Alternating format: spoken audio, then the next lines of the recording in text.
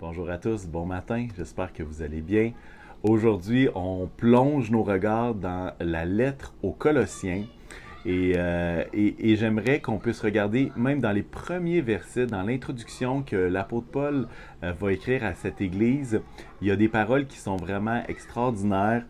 Au verset 3, l'apôtre Paul va dire « Hey, nous disons constamment toute notre reconnaissance à Dieu, le Père de notre Seigneur Jésus-Christ, lorsque nous prions pour vous. » Et déjà dès le départ, l'apôtre Paul, non seulement il écrit une lettre, mais il prie déjà pour eux.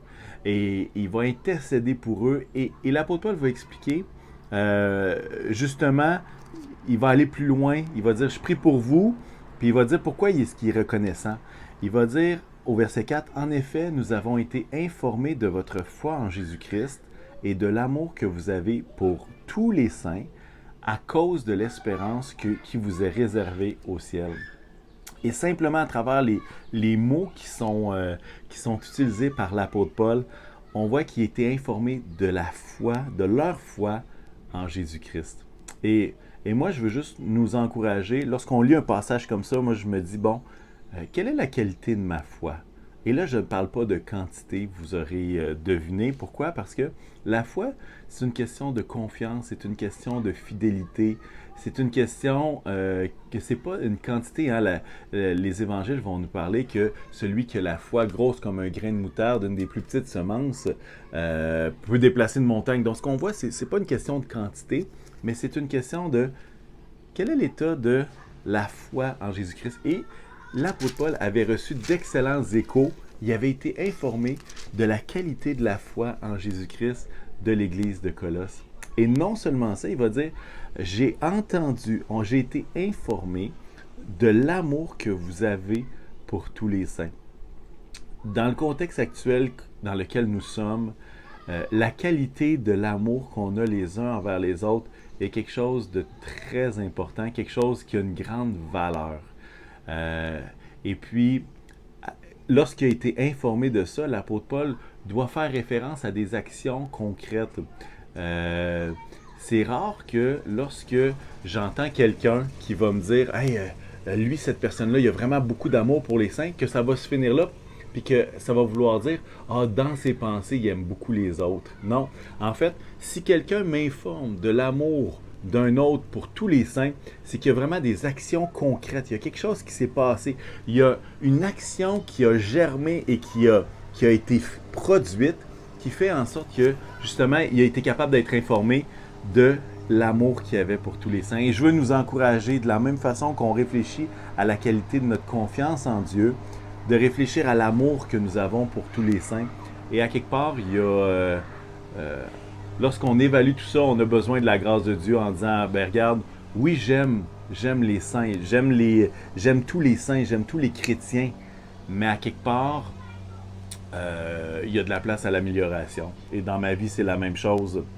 Et ce qui est intéressant de ce passage-là, la chose que je veux nous encourager, c'est de lire la suite. Ça va dire, j'ai été informé de votre foi en Jésus et de votre amour pour tous les chrétiens, à cause de l'espérance qui vous est réservée au ciel.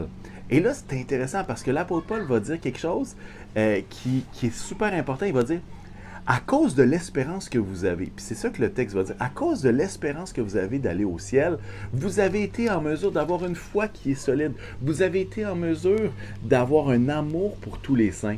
Il y a parfois qu'on pense que si on aime beaucoup les autres et si on a de la foi grosse comme le ciel, ben, que cette assurance-là ou que cette espérance-là du ciel va venir. Mais l'apôtre Paul nous parle que c'est complètement l'inverse. C'est à cause de l'espérance du ciel, c'est à cause de cette assurance-là de notre salut, de dire « Je suis un enfant de Dieu et je sais que la destination finale, c'est la vie éternelle avec mon Sauveur. » À cause de ça, je suis capable d'aimer les autres. À cause de ça, je suis capable d'aimer les autres chrétiens. Je suis capable de poser des gestes significatifs.